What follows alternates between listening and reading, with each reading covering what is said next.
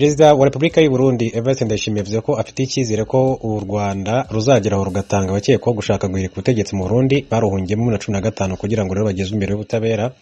Ndayishimiye yavuze ko ibiganiro ku rwego rw'abakuru b'ibihugu byarangiye, ubigisigaye ari ibiganiro by'inzego bireba ku mpande zombi. Mu kiganiro imvura imvano yahaye BBC kuri uyu wa gatandatu, Perezida Ndayishimiye yagize ati icyo cyararangiye, ati ku rwego rw'abakuru b'ibihugu ubu kiri mu rwego rw'abatekinisiye, ati nibo rero bari gukorana, ati bareba uburyo byagenda neza, ati ntabwo umuntu rero muhora ati mumeranye nabi iyo muri gushakisha igisubizo. Uburundi bushinja u Rwanda guha ubuhungiro bamwe mu bashatse guhirika ubutegetsi bwa Petro Nkurunziza wahoze ari perezida w'u Burundi, barimo na General Godfrey Niyombare. Guha ubuhungiro abo bantu byateye umwuka mubi hagati y'ibihugu byombi mu gihe cy'imyaka isaga 7, kugeza ubwo rero Ndayishimiye yajyaga ku butegetsi hagatangira inzira zo kumvikana. U Rwanda rugaragaza ko gutanga impunzi zaruhungiyeho ngo bihabanye n'amategeko mpuzamahanga, cyane cyane mu gihe zigaragaza ko zishobora kugirirwa nabi zitashye.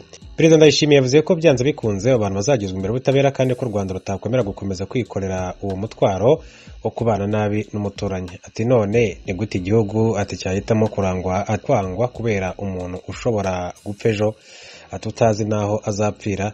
Mbese ubu aramutse agupfiriye amaboko uzi ko duhita tuvuga ko ari wowe watwiciye umuntu? Ndayishimiye yakomeje avuga ko mu gihe cyose abo bazaba batarasubizwa mu Burundi, u Rwanda ruzaba rubarimo ideni nubwo ngo ritatuma bakomeza gushwana. Ati bagomba rero kuburanishwa uko byagenda kose, ati igihe cyose bazaba bataraza, ati hazaba hari ideni, ati kandi umuntu umufitiye ideni ntabwo bivuze ko muhita mwicana. Kugeza ubu hari ibimenyetso bigaragaza icyizere mu mubano w'ibihugu byombi, aho imipaka yafunguwe, abaturage bakaba rero babasha kugenderana, ndetse na Perezida Paul Kagame mu ntangiriro z'uyu mwaka yagiye Bujumbura nyuma y'imyaka hafi 10 atajyayo. Duhere ku makuru avugwa mu karere k'ibiyaga bigari. Abarwanyi b'umutwe w'iterabwoba wa ADF urwanya ubutegetsi muri Uganda bisha abantu barenga 40 barimo abanyeshuri 38 mu gitero bagabye ku ishuri ryisumbuye riri mu karere ka Kasese kari mu burengerazuba bw'igihugu. Ignatius Bayizi Kampala adufitiye inkuru irambuye. Inzego z'umutekano za Uganda zatangaje ko icyo gitero cyagabwe mu masaa 5 z'ijoro ubwo batwikaga inzu abanyeshuri bo ku ishuri ryisumbuye rya Rubiriha riri ahitwa Mpondwe bararamo. Iryo shuri riri mu birometero hafi 2 uvuye ku mupaka uhuza Uganda na Repubulika ya Demokarasi ya Kongo. Atakimbia jamaa. Abo ni abasivili batuye Mpondwe ubwo bafataga abantu batandukanye babashinja kuba bakorana na ADF. Bakimara kubafata babashikirije abashinzwe umutekano. Uko niko byiriwe ahantu hatandukanye muri Rubiriha mu karere ka Kasese kari ku mupaka na Repubulika Iharanira Demokarasi ya Kongo. Abashinzwe umutekano bavuga ko igitero cyagabwe n'umutwe w'iterabwoba wa ADF ufite ibirindiro mu mashamba y'igihugu cy'igituranyi. Itangazo ryasohowe imbere n'abashinzwe umutekano ryerekanye ko abanyeshuri 20 bishwe, ariko nyuma y'iperereza ryimbitse batahuye imirambo myinshi yatwitswe mu nzu y'abanyeshuri b'abahungu, bituma umubare urenga 40. Mu nzu y'abakobwa ho bishwe baciwe imitwe no kuraswa, mu gihe abakobwa 6 nabo bavuga ko bajanywe ari bazima. Ibi byabaye mu gihe ingabo za Uganda zimaze umwaka urenga muri Kongo zikorana n'ingabo z'icyo gihugu kurwanya ADF. General Dikolum, umuyobozi w'ingabo za Uganda muri Kongo, yaje muri ako gace aho icyo gitero cyabereye, avuga ko abicanyi bari bamaze iminsi 2 muri ako gace. Uyo kijana iko umumu alipoonyesha shule yeye akaenda. Umusore weretse aba ADF aho iri shuri riherereye ari muri aka gace, yerekanye amazu atandukanye ay'abahungu n'abakobwa bararamo. Nyuma abicanyi babona kuza, babanje gufungira hanze inzu y'abahungu mbere yuko bayitwika. Inzu y'abakobwa ntabwo yari ifunze, barinjira nuko barabatemagura. Ndasaba abantu bose kuba maso, niba hari umuntu utamenyerewe muri aka gace mumufate, mushake abo bantu bayoboye ADF bari hano.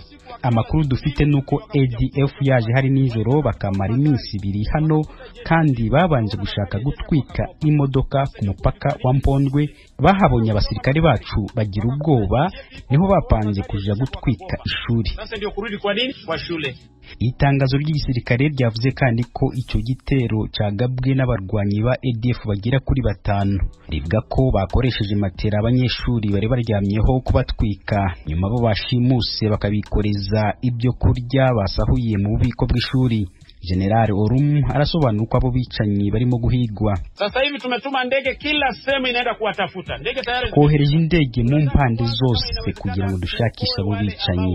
Turashaka kubanza kugerageza kurokora bashimuswe. Doraha hari imirambo y'abanyeshuri batwikiwe mu nzu, ntabwo abavandimwe babo bashobora kubamenya. Polisi n'abandi bahanga bagiye gukora ibipimo by'amaraso kugira ngo bene wabo babamenye.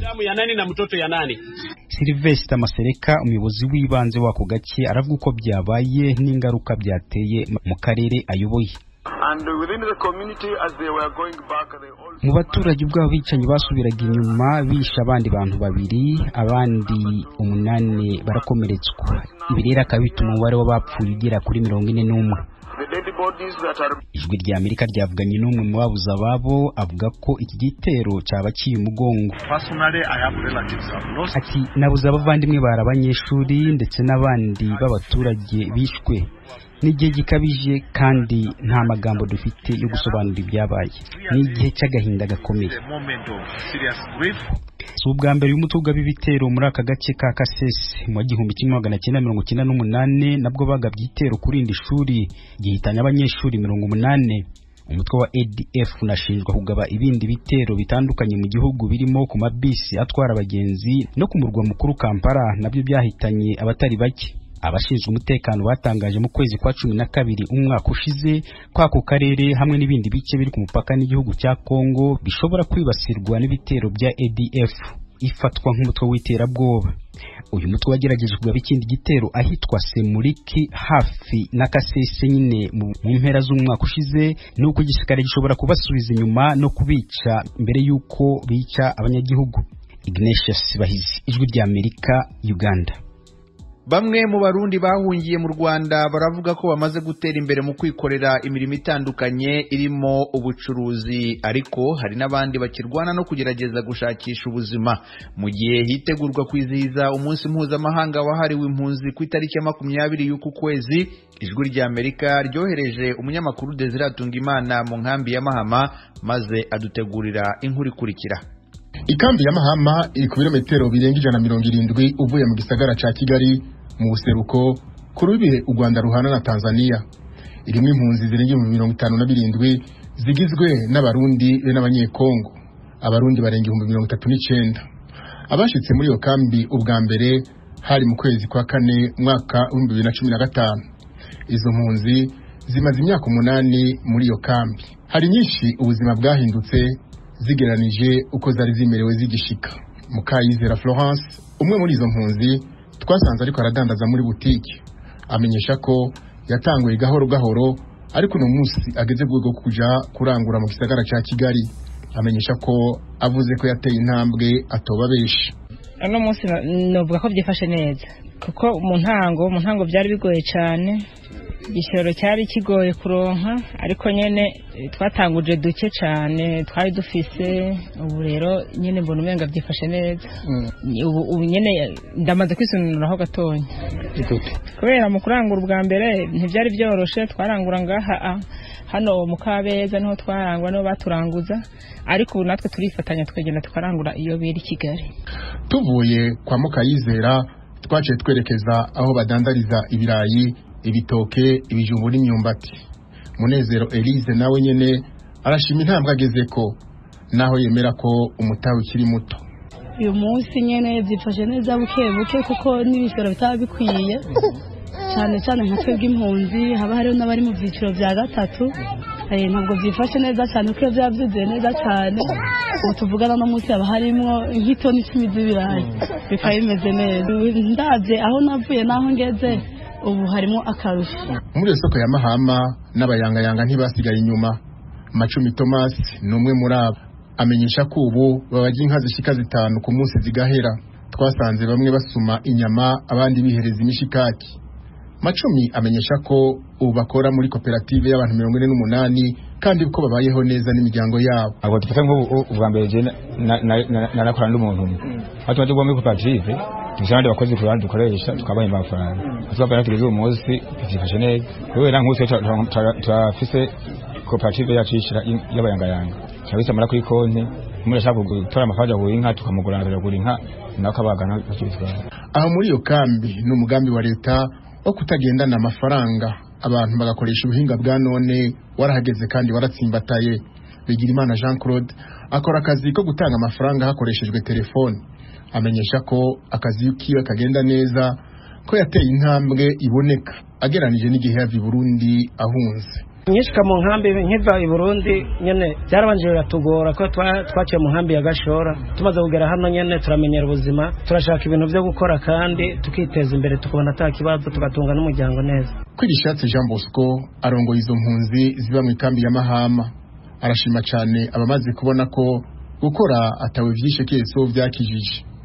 Amenyesha ko mu barongoye harabateye imbere bimwe bigaragara kandi batanguje imitahe mito. Amenyesha ko bitera iteka babikora. Turashima cyane kubatanguye n'abariko barakora kuko nabandi babarabira ko bigatuma bashobora kwiyungunganya kandi bikagenda neza. Rero twebwe nk'abahagarariye impunzi tubona hari ibikorwa bitandukanye biratunezera cyane kuko bituma tubona ko imiryango ishobora kuba iri kwirifasha mu kwibeshaho mu buzima bwa misi yose. Abamaze kwishakamwo ibisubizo barafise ico bahanura abagitega amashi kandi bafise inguvu n'ubwenge bwo gukora. Akamuno batera nuko bo kwishakamwo ibisubizo nkuko navyirondeyemwo mu kagarama runaka cyangwa kugurana imishinga runaka kugira ngo baje mu isoko bajame n'abandi. Akamuno batera nuko mabashishikariza nabo kugira ngo bagashakisha imirimo bakora bakareka kwicara kuko iyo wicaye nta kintu uronka. Ko nanje yo nicara nta kintu bafite kugeza iki gihe, ariko ubu ndashima aho ngeze. Icyo nabakangurira nuko nabo bova hasi bagakora kuko umuntu mu gukora ahera hasi, ahera kuri fondation ntonya akazamuka. Izo mpunzi za Mahama ziteze ko umunsi mpuzamakungu zizohimbaza igenekezo rya 20 za kuno kwezi ko bakaryo keza kuri HCR ko kubandanya ibaronderera amashirahamwe abashikira mu bikorwa barimwo byo kwishakamwe ibisubizo. Desire Tungimana, Kigali, Ijwi rya Amerika. Shuti turi kumwe mukomeje kumva radio Ijwi rya Amerika ivugira Washington DC mu Kinyarwanda no mu Kirundi. Ubu tugeze mu mwanya w'ikiganiro ejo dutegurirwa n'urubyiruko rwo mu Rwanda.